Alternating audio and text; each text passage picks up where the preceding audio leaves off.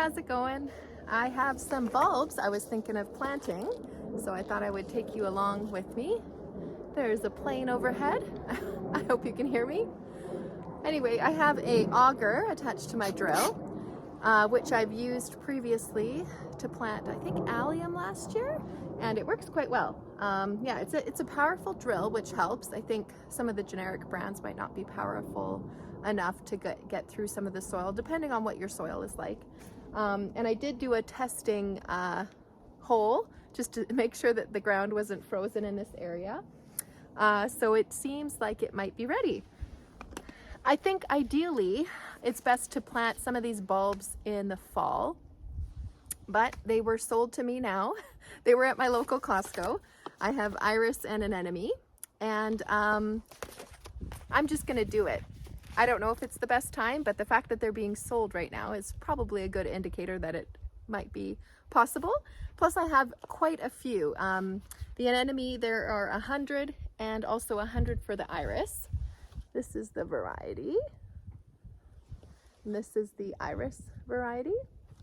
So yeah, we have a lot of irises already. We call it the secret garden. It's just to the area of my left. I'll see if I can turn us around. You can't see them right now. Let me see if I can get this.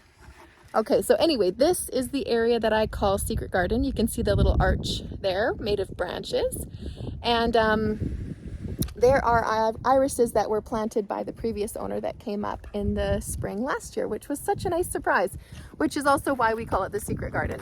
If you've read the book or watched any of the movies, it's just, you know, life that comes and you explore the garden and things blossom, the lilacs blossomed, and yeah, so it definitely reminded us of the secret garden. So that is why it's called the secret garden, and it is in between our both sides of our driveway, in our circular driveway. So it's kind of like a hidden gem. Most people drive up to the house and, you know, I don't think it's very noticed because there's definitely a lot of evergreens in the area.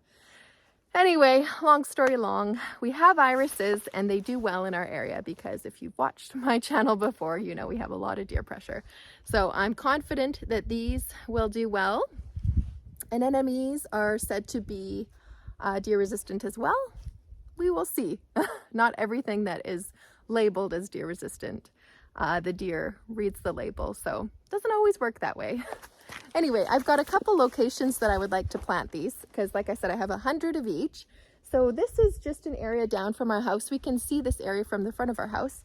So I thought it would be nice to add some color here, especially because these tend to bloom, you know, pretty early in the season. So it would be nice to have them, you know, catch our eye, add some color to this dreary area, as you can see. So I will do this, and then we will find another location where the soil is not frozen.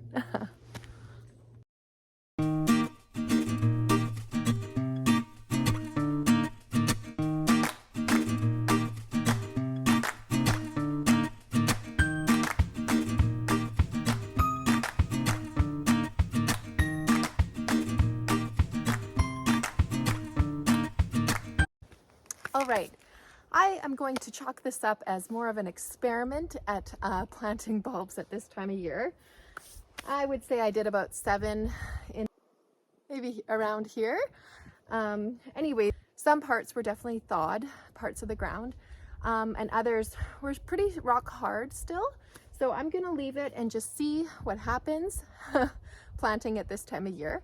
And yeah, I will know for next year. All right. I am going to continue planting my bulbs. This is a sunnier spot, so I just tested a little area, and it is, even though you can see snow in the background, this area is thawed. So I'm going to put my iris and anemone in this area. So I will dig the holes and plop them in. I think they want to be 4 inches deep, but I'm going to double check that. 4 and 3. 4 being the iris and 3 being the anemone. Yeah, so this area, I'll just explain where I am. My pond is just down here, and I'm slowly adding to this area. It was just raw woodland forest, but we are in a dry climate, so there's not a lot of understory here. So you can see the twigs just here. That's a false ash spirea. I don't think it is that. False ash something or other.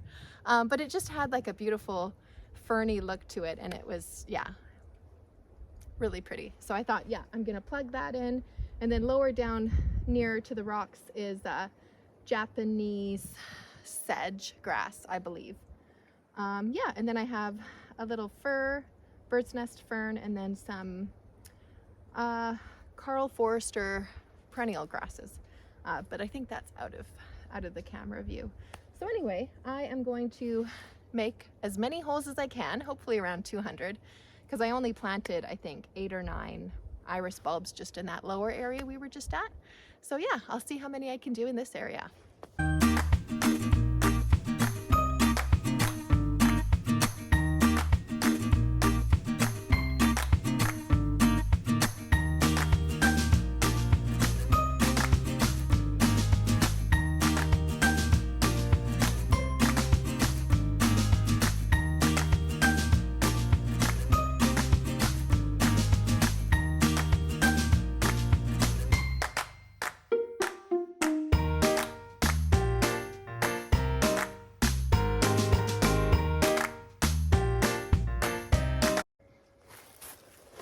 All right, the sun has come out and it is a beautiful day.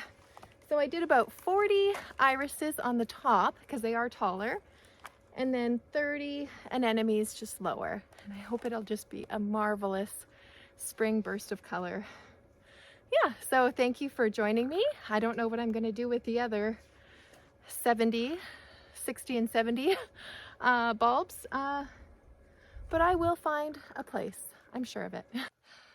All right, I have completed my 200 bulb planting.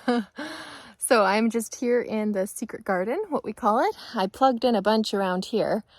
You know, the cute little flamingo there. A little kitschy, but the secret garden can pull it off. Anyway, yeah, it was so great to be out in the sun today. Dirty fingernails, but the smells of the woods coming to life it's just, yeah, an exciting time of year when everything seems to be waking up. So I'm super happy I got outside today and planted these bulbs, and I will show you what they look like once they are blooming. Thanks for coming along, and I'll see you later.